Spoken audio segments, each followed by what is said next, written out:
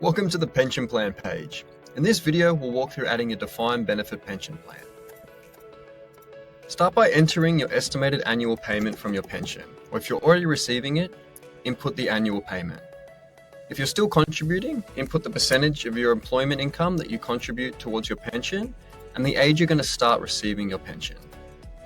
Next, indicate if it's indexed to inflation. You have three options. You can select yes, no, or if it's partially indexed, input the percentage that's indexed to inflation.